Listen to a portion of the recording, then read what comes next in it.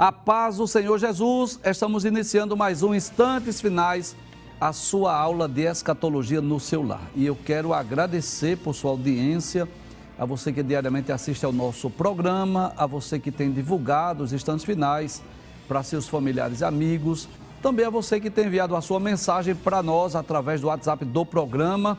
Muito obrigado. Que Deus te abençoe, que as bênçãos de Deus continuem sendo derramadas sobre você e sobre a sua família.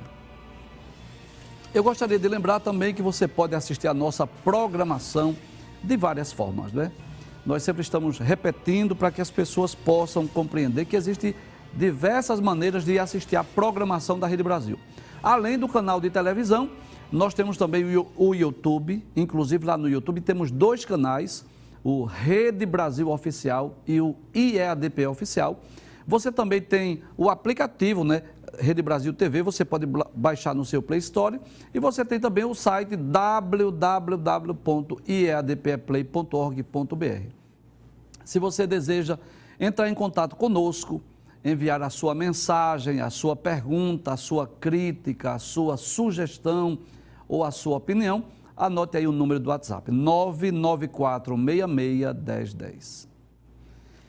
Se você está assistindo diariamente o nosso programa, se você está acompanhando a sequência do assunto do Apocalipse, você sabe que nós estamos estudando os últimos capítulos do livro e estamos estudando sobre a Nova Jerusalém. Esta cidade, por favor, deixa essa imagem aí, por favor. Eu me alegro sempre que vejo, é incrível isso.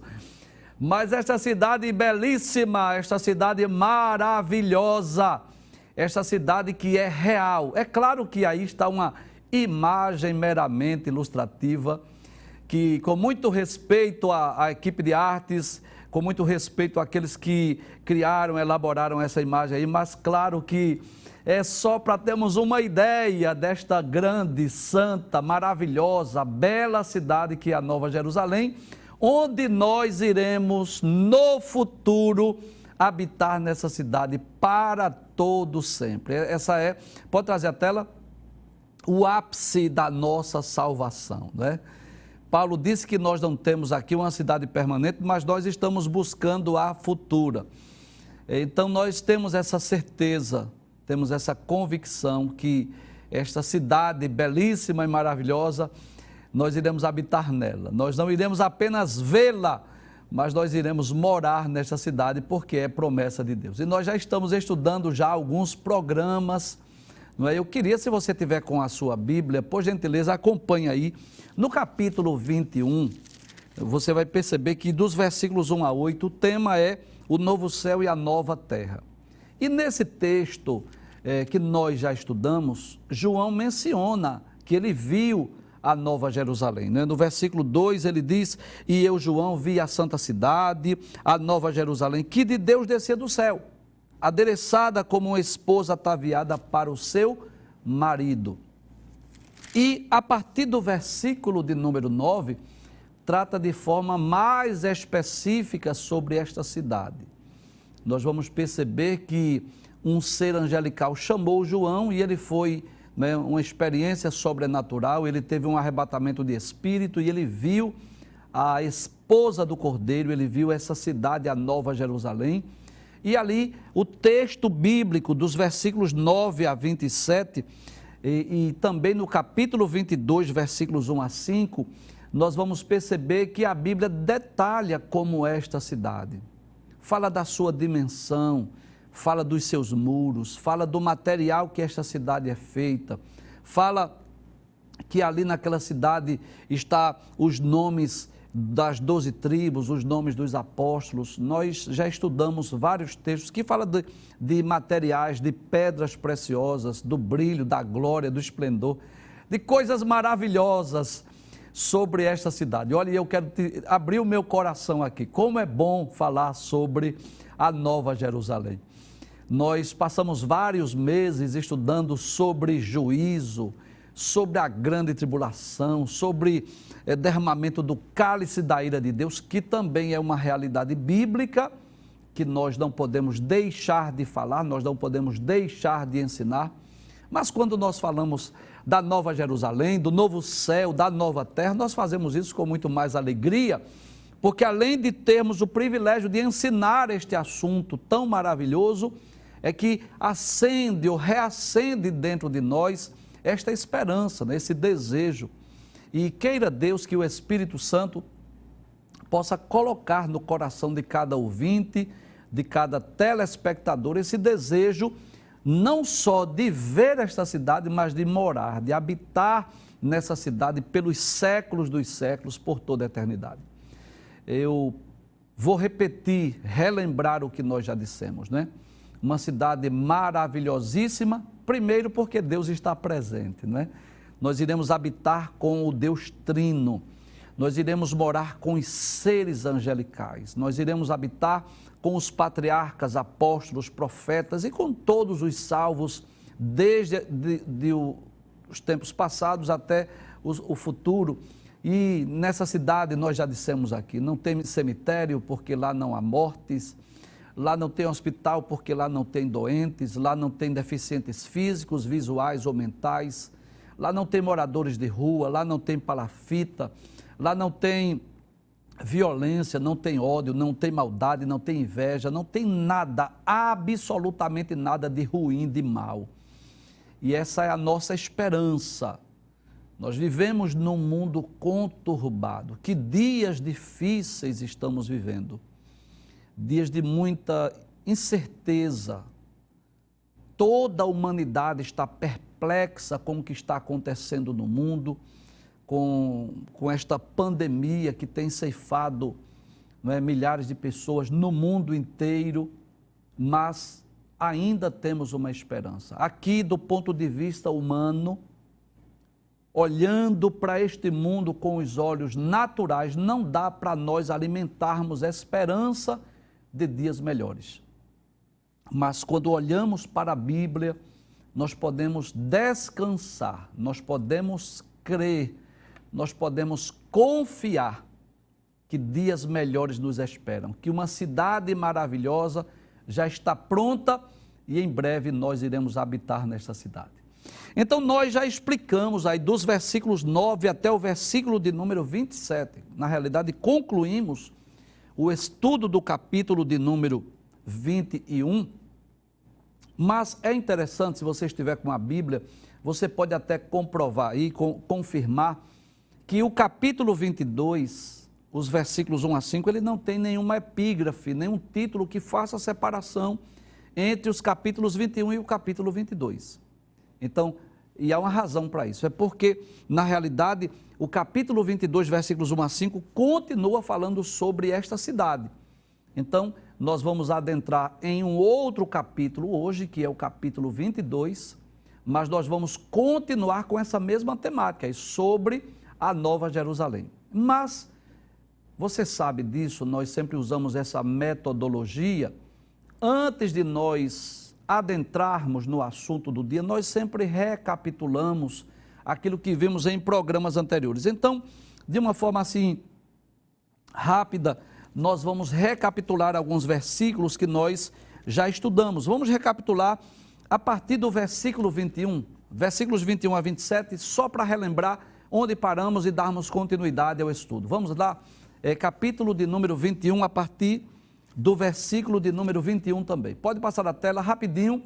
Então, abre a tela, por favor. Isso. Então, nós já explicamos, já lemos esse texto, que as 12 portas eram 12 pérolas. Que coisa interessante. A Nova Jerusalém tem 12 portas, mas as portas da Nova Jerusalém não é de madeira, não é de prata, não é de cobre.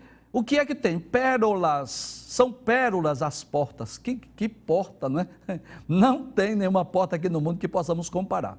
E cada uma das portas era uma pérola, que coisa interessante. E a praça da cidade, de ouro puro, mas que tipo de ouro? Aí diz ouro transparente, com certeza um ouro translúcido, superior ao ouro aqui da terra. Pode passar, versículo 22, nós estudamos também que lá não há templo. Que coisa interessante, lá nós não teremos um templo para nos reunirmos. Por quê? A Nova Jerusalém já é um templo, né? O Senhor Deus, porque seu templo é o Senhor, Deus Todo-Poderoso e o Cordeiro. Então Jesus está lá, Deus está lá. Não precisa a gente ir procurar um lugar de culto. Aqui na terra, sim. Enquanto estivermos aqui na terra, nós vamos nos reunir nos templos para cultuar a Deus, mas no céu, na Nova Jerusalém, não iremos precisar. No versículo 23, nós estudamos também, diz que lá, que coisa interessante, que coisa maravilhosa. A cidade não necessita de sol nem de lua. Por quê? Para que ele resplandeça. Porque a glória de Deus é que alumia esta cidade. E o Cordeiro é a sua lâmpada, não é? Então lá ninguém vai dormir, então lá não tem noite, não vai precisar de sol, de lua, porque o próprio Deus ilumina esta cidade e o Cordeiro é a sua lâmpada. No versículo 24, nós também já estudamos, diz que as nações andarão à sua luz. E que nações são essas? Cremos nisso, cremos que são as pessoas que estarão habitando na terra, que vieram do milênio, estarão em corpos físicos naturais.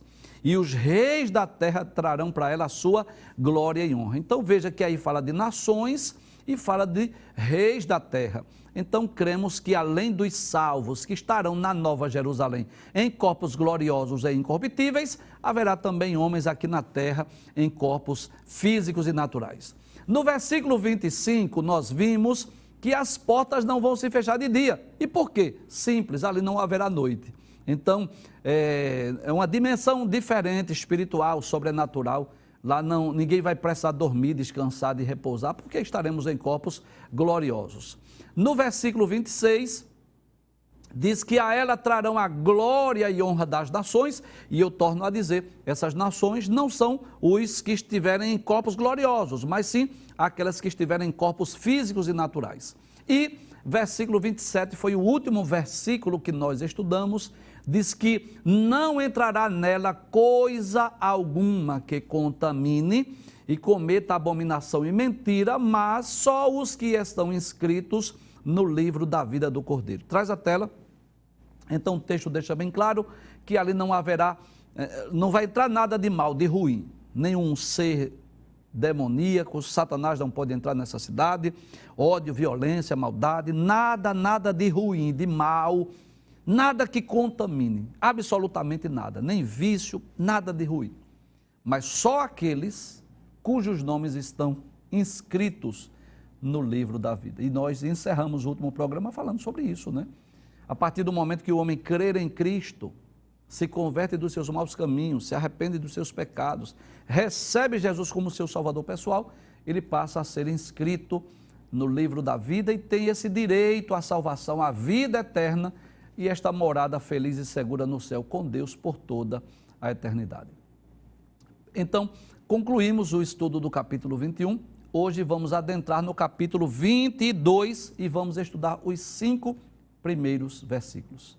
Então, eu quero lhe convidar para você acompanhar com a sua Bíblia e comprovar o que é que a Bíblia diz acerca dessa Nova Jerusalém. Pode passar na tela, capítulo 22, versículo 1 diz: E mostrou-me o rio puro da água da vida, claro como cristal, que procedia do trono de Deus e do Cordeiro. Que coisa maravilhosa. Pode trazer a tela, né? João primeiro teve aquela visão total da cidade, vamos dizer assim, aquela visão panorâmica, aquela cidade que descia do céu, mas depois ele é levado a ver os detalhes. E no capítulo 22, versículo 1, João viu o rio puro da água da vida. Com certeza não há nenhum rio aqui na terra cujas águas possam ser comparadas a esse rio puro da água da vida, não é? É claro que todos nós, creio que todos nós já tivemos a oportunidade de ir em algumas fontes de água, de chegarmos em alguns lugares e assim, olha, essa água é limpa, essa água é mineral, aqui tem uma fonte de água. Você já deve ter tido essa oportunidade, eu já tive, de chegar em determinados lugares, não é? Olha, aqui é uma fonte de água, essa água é cristalina, essa água aqui ela é mineral, você pode beber, é uma água pura, mas eu tenho certeza que esta água que procede lá do trono de Deus, diz, mostrou-me o rio puro da água da vida. Então não existe aqui na terra nenhum rio, nenhuma fonte de água que possa ser comparada àquilo que procede do trono de Deus, que João viu lá na Nova Jerusalém. Então, esse rio, essa água é pura, ela é sem nenhuma contaminação. E este rio tem a água da vida. Que coisa interessante. Os capítulos 21 e 22 do livro do Apocalipse vai falar não só da árvore da vida, mas vai falar desse rio, o rio que tem a água da vida. E nós cremos sim na literalidade. Nós não cremos que isso tem um sentido figurado, não. Nós cremos que seja no sentido literal. Lá em Apocalipse capítulo 21, versículo de número 6, que nós já tivemos a oportunidade de estudar, no capítulo 21, versículo 6, diz assim: E disse-me mais, está cumprido, eu sou o alfa e o ômega, o princípio e o fim, a quem quer que tiver sede, de graça, lhe darei da fonte da água da vida. Né? Então Jesus fez essa promessa de dar a qualquer pessoa que tiver sede, dar da fonte da água da vida. Ainda no capítulo 22, versículo 17, que nós vamos estudar na próxima semana, diz: E o Espírito e a esposa dizem: Vem. E quem ouve, diga: Vem. E quem tem sede, venha. E quem quiser, tome de graça da água da vida. Glória a Deus. Que coisa interessante. Esta fonte de água, da água viva, que jorra lá do trono de Deus, está à disposição de qualquer pessoa, daquele que deseja beber desta água da vida, desta água pura, desta água cristalina. Está à disposição. Você pode fazer parte deste grupo que vai beber, não é? Permita-me lembrar coisas trágicas, mas eu quero lembrar coisas trágicas. Mas infelizmente é uma realidade. É triste o que eu vou dizer, mas é uma realidade. Enquanto muitos estarão lá no lago de fogo, enquanto muitos serão condenados, enquanto muitos estarão sofrendo eternamente, onde a Bíblia deixa bem claro que o fogo não se apaga, que o bicho não morre, haverá um grupo de pessoas que estarão diante do trono de Deus, na Nova Jerusalém, poderão beber desta água pura, desta água cristalina. E talvez você pergunte, mas antes de você enviar essa pergunta, eu já vou lhe responder. Mas professor, nós não estaremos em corpos gloriosos, incorruptíveis? Sim, é uma verdade. Mas eu quero só lembrar que Jesus, após a sua ressurreição, ele comeu pão, ele comeu peixe. Então, nesta nova dimensão espiritual que nós estivermos ou teremos no futuro, embora que não haja necessidade diária de nos alimentar, de beber água, porque nós já não estaremos com essas necessidades físicas, mas há sim a possibilidade de nós comermos ou nos alimentarmos. Inclusive, quando Jesus estava aqui na terra, que ele celebrou a Páscoa e ele instituiu a ceia, ele disse assim: digo-vos que de agora em diante não beberei mais do fruto da vide. Deixa eu traduzir para você. Jesus estava dizendo: eu não vou mais tomar suco de uva, até aquele dia que eu beba convosco de novo no reino de meu Pai. Então Jesus disse que no futuro ele estaria bebendo mais uma vez do fruto da vide, do fruto da videira, o suco da uva no reino de meu Pai. Então eu posso dizer sem medo de errar, que embora nós estejamos numa dimensão espiritual, em corpos gloriosos e incorruptíveis, mas nós poderemos beber desta fonte da água, porque foi Jesus quem prometeu. Não faria sentido Jesus dizer, como diz o capítulo 21, versículo 6, Jesus dizer assim: a quem quer que tiver sede, de graça lhe darei da fonte da água da vida, se essa água não fosse literal. Então cremos sim na literalidade desta água, que nós iremos beber em breve. Volta ao texto mais uma vez. E mostrou-me o rio puro da água da vida. Aí diz que era claro como cristal, ou seja, uma água cristalina, uma água incomparável, que não existe nenhuma fonte aqui na terra que possa ser comparada.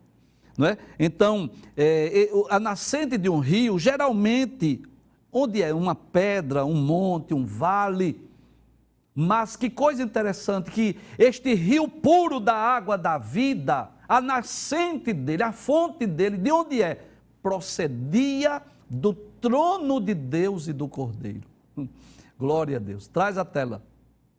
Então, quando Deus em sua eterna sabedoria, o arquiteto do universo, ao criar o universo, Deus criou as fontes das águas, sabendo que o ser humano necessitaria de água para a sua higiene, para saciar a sua sede. Então, existem fontes de águas espalhadas pelo mundo inteiro.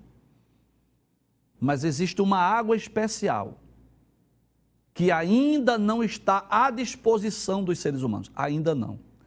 É algo futuro, é algo profético, é algo escatológico.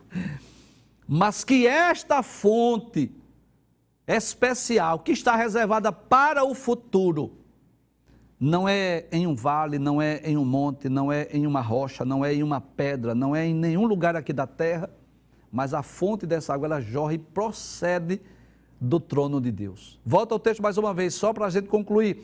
E mostrou-me, João viu o rio puro da água da vida, claro como um cristal, que procedia do trono de Deus, do Cordeiro. Parabenizo aí a equipe de artes por esta imagem maravilhosa. Capítulo 22, versículo 2, pode passar o texto por gentileza?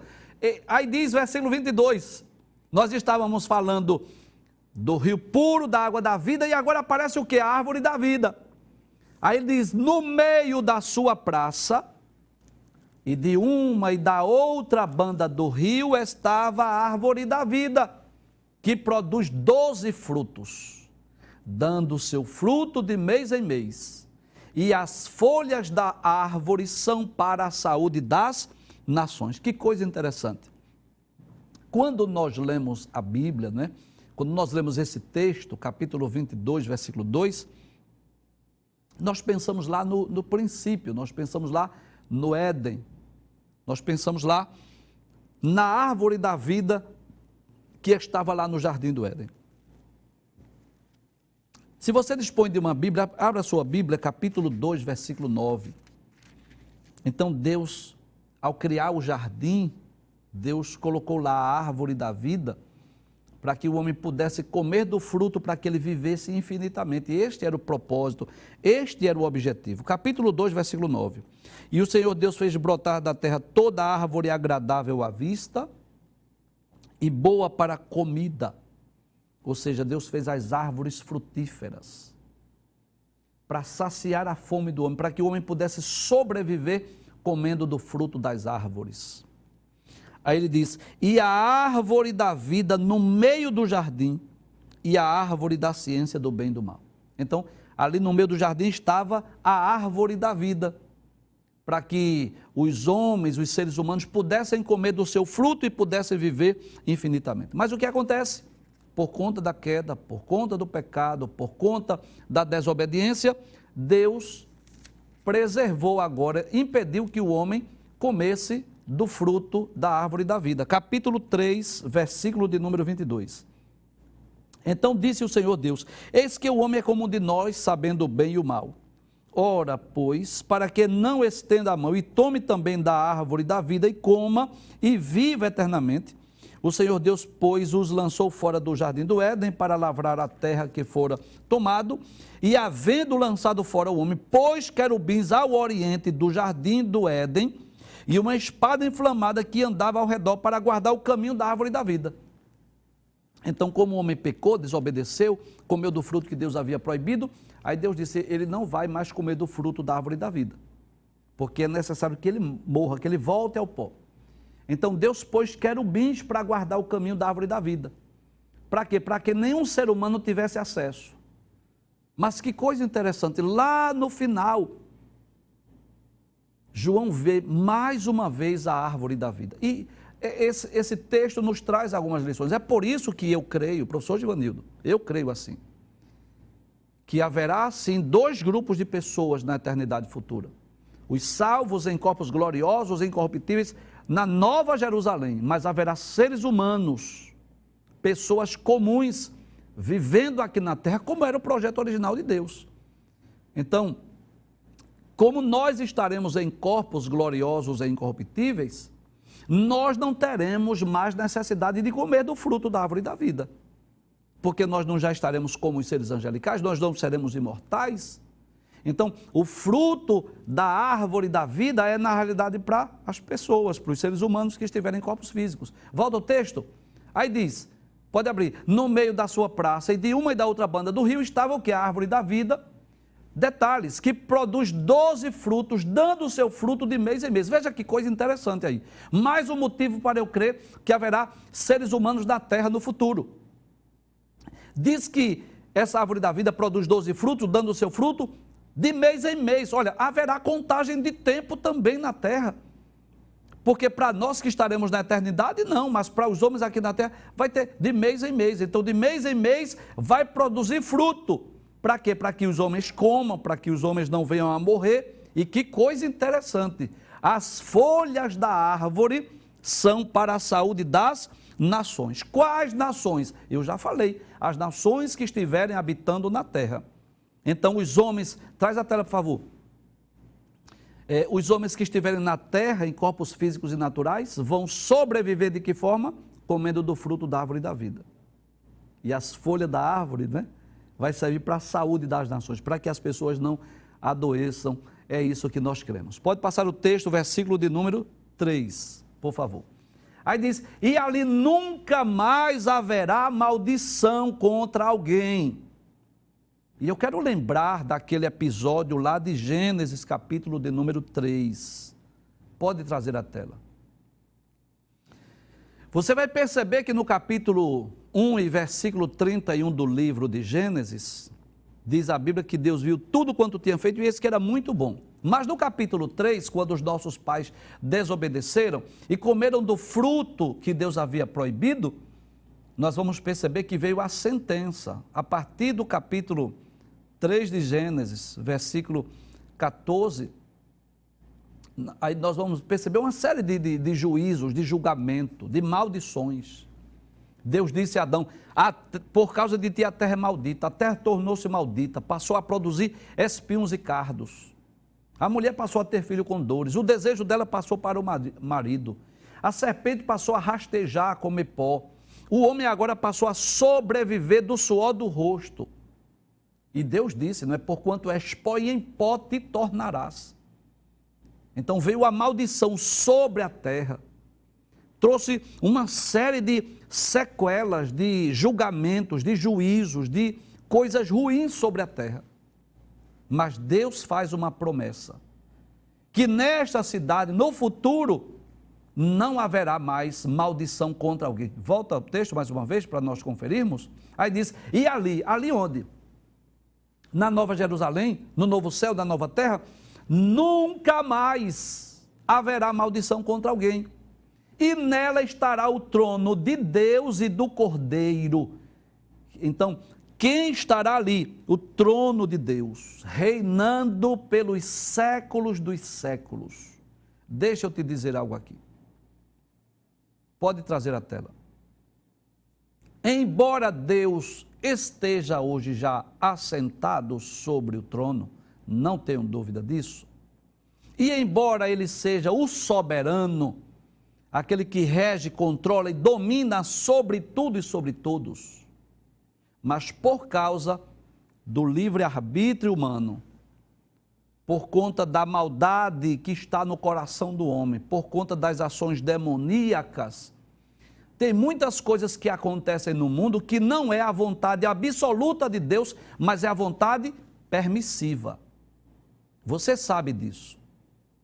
A fome, por exemplo, que ocorre no mundo, não é vontade absoluta de Deus, não é Deus que manda a fome, não. É uma vontade permissiva. A violência não é vontade absoluta, é uma vontade permissiva.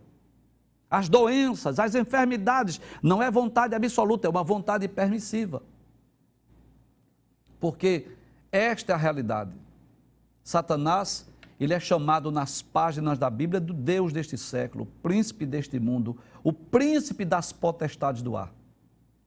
Então existem dois reinos aqui na terra, no sentido espiritual, o reino de Deus e existe também o reino de Satanás. É claro que o reino de Satanás está abaixo do reino de Deus, o poder de Satanás está abaixo do poder de Deus. Mas ninguém pode negar que Satanás tem o domínio sobre esse mundo. Satanás, capítulo 4, versículos 8 e 9 do Evangelho escrito por Mateus, ele disse a Jesus: dar-te-ei os reinos e a glória do mundo se prostrado me adorares. E ele ofereceu porque realmente poderia dar a Jesus os reinos e a glória do mundo. Há um controle, há um domínio de Satanás sobre este mundo. E é por isso que existe tanto ódio, tanta maldade, tanta violência. Mas um dia este reino de Satanás será extinto, será banido, será lançado no lago de fogo. Satanás e seus demônios serão lançados no lago de fogo ardente e nunca mais irão trazer prejuízos à humanidade. Haverá um fim do seu governo, do seu controle e para sempre, pelos séculos dos séculos. Aí sim, no sentido pleno, no sentido literal do termo, Deus, Cristo, reinará sobre tudo e sobre todos pelos séculos dos séculos. Volta ao texto mais uma vez, para nós conferirmos. Aí diz: e nela aqui, na Nova Jerusalém, estará o trono de Deus e do Cordeiro. Cordeiro aí é Cristo, você sabe. Então, Cristo e Deus, o Deus o Pai, Deus o Filho, estará reinando pelos séculos dos séculos. Aí diz: e os seus servos o servirão. Então significa dizer que nós estaremos servindo a Deus, servindo a Cristo por toda a eternidade. É muito comum as pessoas mandarem essa pergunta: professor, que tipo de serviço nós vamos prestar?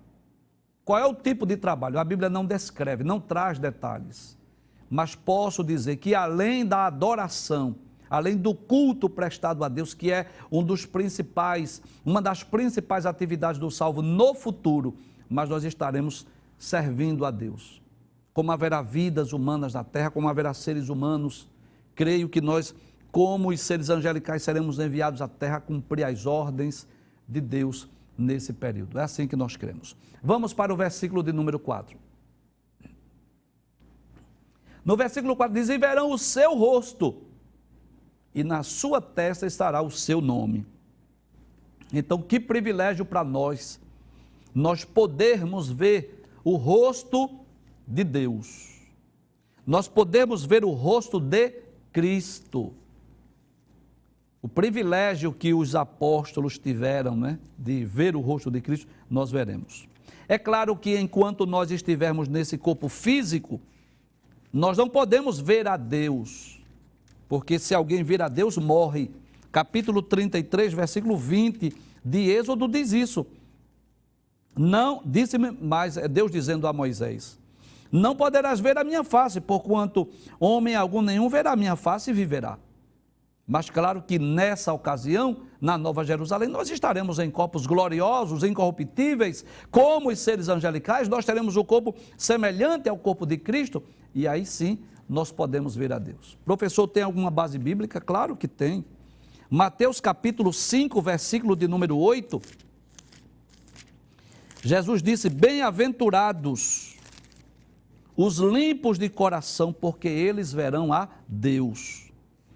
E lá no Apocalipse capítulo 4, você vai perceber isso, João viu o trono de Deus, capítulo 4, versículo de número 3. Ele disse que o que estava assentado era na sua aparência semelhante à pedra de jaspe de sardônica, e o arco celeste estava ao redor do trono e era semelhante à esmeralda.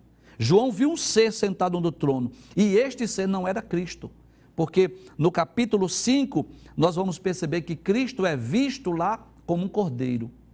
Então, João viu este ser, é claro, numa dimensão espiritual, num arrebatamento de espírito, e a Bíblia diz, volta ao texto mais uma vez, por favor, e verão o seu rosto.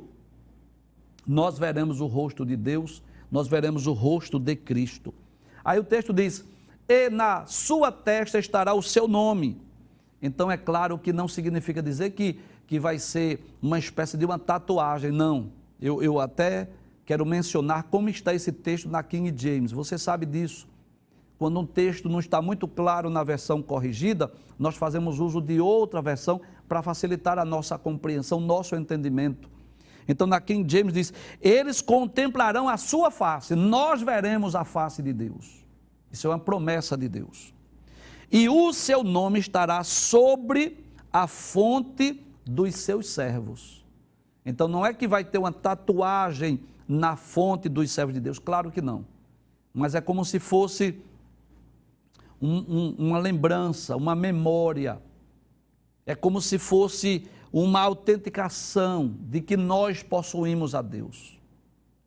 É claro que nós não cremos que vai ter uma tatuagem na testa do salvo, não cremos nesse sentido, mas é como se fosse uma marca que pudesse comprovar, confirmar que realmente nós pertencemos a Deus. Então eles quem os salvos, contemplarão a sua face. E o seu nome, ou seja, o nome de Deus, o nome de Cristo, estará sobre a fonte dos seus servos.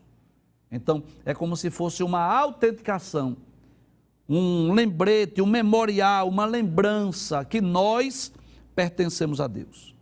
Finalmente, o versículo de número 5, que é o último versículo que nós vamos estudar hoje. Aí, a palavra de Deus diz, e ali não haverá mais noite. Então nós já vimos isso no capítulo 21, versículo de número 25, que na Nova Jerusalém não haverá mais noite. E você sabe a importância da noite. Traz a tela, por favor. A noite serve para nós dormirmos, para nós descansarmos. A noite serve para o repouso. Deus, em sua sabedoria, fez essa separação dia e noite. Durante o dia trabalhamos, durante a noite repousamos. Esse é o desejo de Deus. Mas lá ninguém vai dormir. Lá nosso corpo será glorioso e incorruptível. Por isso lá não haverá mais noite. Volta ao texto mais uma vez, por gentileza. Aí diz, e não necessitarão de lâmpada, nem da luz do sol. Então não haverá mais a necessidade da luz do sol, de lâmpadas, de luminares. Não precisaremos mais. Por quê? Porque o Senhor Deus os alumia. É o brilho de Deus, o esplendor da presença de Deus. Cristo é a lâmpada, diz a Bíblia no capítulo 21, versículo 23.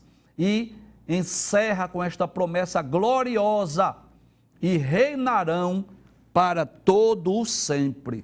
Então essa é uma esperança do salvo. Os salvos aqui, os crentes, tantas vezes perseguidos, tantas vezes desprezados, quantas vezes humilhados, quantas vezes motivo de escárnio e zombaria neste mundo. Mas no futuro, a Bíblia deixa bem claro que nós reinaremos para todo sempre. Lá em Apocalipse, capítulo 1, versículos 5 e 6, veja que promessa gloriosa, veja que promessa maravilhosa para os salvos, diz assim, Apocalipse capítulo 1, versículos 5 e 6.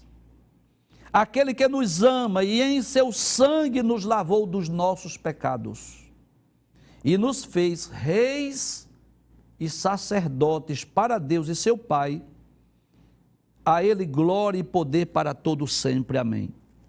No capítulo 2, versículo 26, a Bíblia diz, e ao que vencer e guardar até o fim as minhas obras, eu lhe darei poder sobre as nações.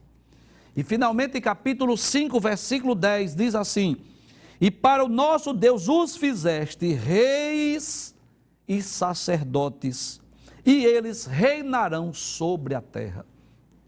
Então, o que nos aguarda, o que aguarda os salvos, os justos, no futuro, é esta cidade onde nós habitaremos com Deus e nós reinaremos com Ele pelos séculos dos séculos. Veja o que o texto diz, capítulo 22, versículo 5. E reinarão para sempre. Abre a tela mais uma vez, pela última vez, muito bem. E reinarão para todo sempre. Então, o reinado não será durante 1000 anos apenas, mas para sempre, pelos séculos dos séculos. É isso que diz a Bíblia, É isso que nós cremos e temos a certeza que em breve esta profecia há de se cumprir.